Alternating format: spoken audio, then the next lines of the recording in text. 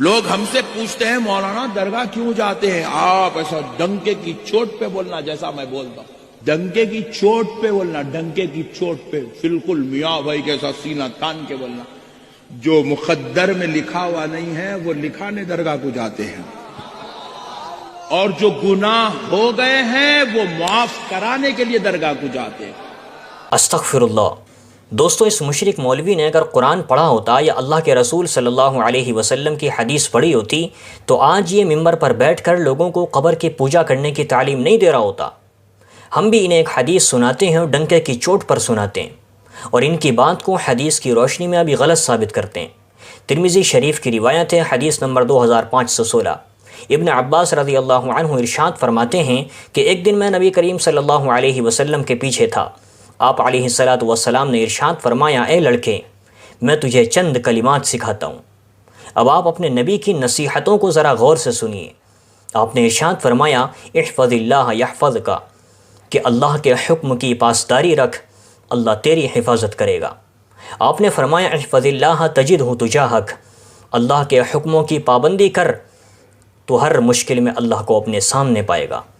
آپ نے ارشاد فرمایا، اذا سألت فاسأل اللہ، کہ جب مانگنا ہو اللہ سے مانگ۔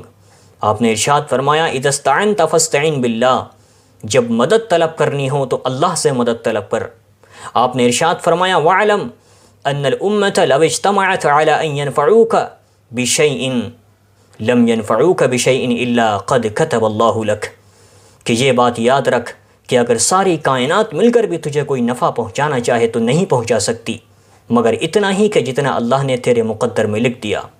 آپ نے فرمایا، وَإِنِ اجْتَمَعُوا عَلَىٰ أَن يَضُرُّوكَ بِشَيْءٍ لَمْ يَضُرُّوكَ بِشَيْءٍ إِلَّا قَدْ كَتَبَ اللَّهُ عَلَيْكَ، اور یہ بات بھی یاد رکھ کہ ساری کائنات مل کر بھی اگر تجھے کوئی نقصان پہنچانا چاہے تو نہیں پہنچا سکتی مگر اتنا ہی کہ جتنا اللہ نے تیرے مقدر میں لکھ دیا۔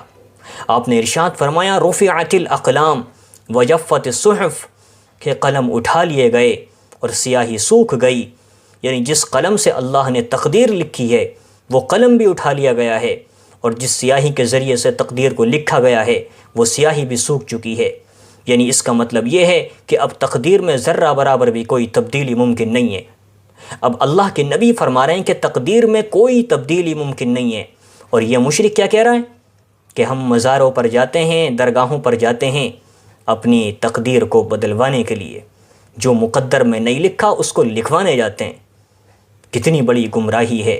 اب آپ فیصلہ کیجئے کہ اللہ کے نبی صلی اللہ علیہ وسلم کی بات سچی ہے یا اس مشرک مولوی کی بات سچی ہے۔